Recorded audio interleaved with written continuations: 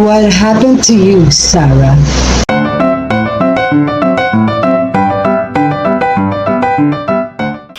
Pwede po bang sabihin ni VP sa atin more tungkol sa contents ng librong ito na bibilihin ng gobyerno for distribution? Ilang libro ang bibilihin at i-distribute, Madam Chair? Okay. Yes. Madam Chair, let me make a rebuttal and another example of politicizing the budget of the government. Let me just quote Senator Risa during the Akbayan Congress. Alam ko po na ang daming kalat ni Duterte na hirap tayong linisin. Ang kadiliman noong panahon niya ay talaga namang nanuot sa ating lipunan para mansa na napakahirap tanggalin. At habang ang anak niya ay may kapangyarihan pa, hindi magiging madali ang ating laban. While VP Sara is in power, the threat of a full-blown Duterte comeback is still a very real and present danger. For one, they are supported by one major superpower, China.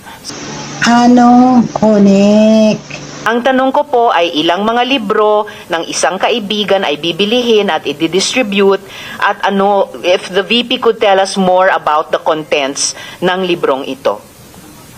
The book is not for sale. We only pay for the publication of the book.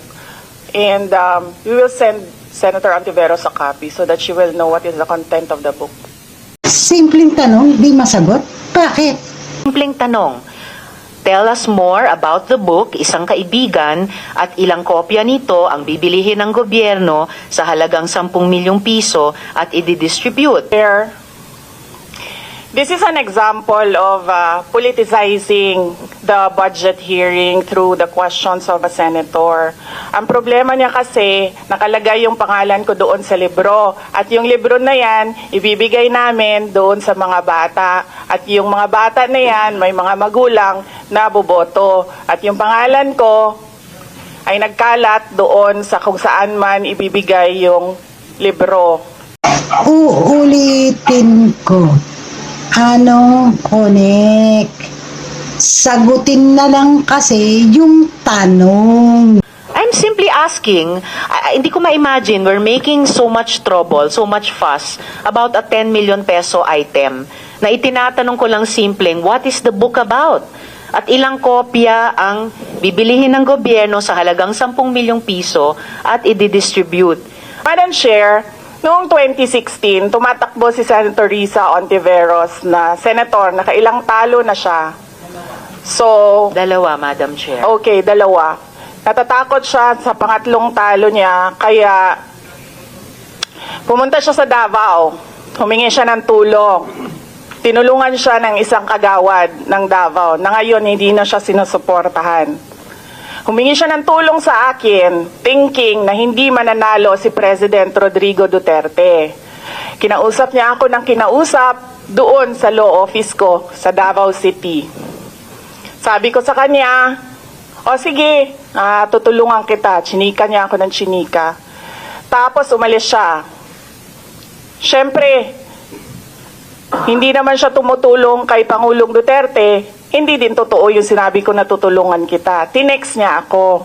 Pwede ba akong mag-follow up sa hinihingi kong tulong sa botos dyan sa Davao City? So sabi ko sa kanya, okay, sige.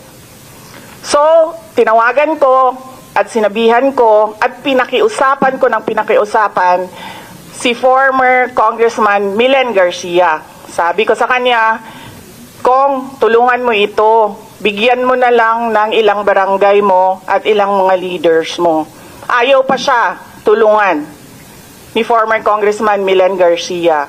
Pinakiusapan ko ulit, Kong, please tulungan mo na lang. Nanalo na siya at nung nanalo siya, anong ginawa niya? Siya ang pinakaunang umatake kay President Rodrigo Duterte. Anong tawag sa ugaling ganito? Napakasimple ng tanong at napakadaling sagutin. Kaso, paulit-ulit mong iniwasan. Yan tuloy, nilaglag mo ang sarili.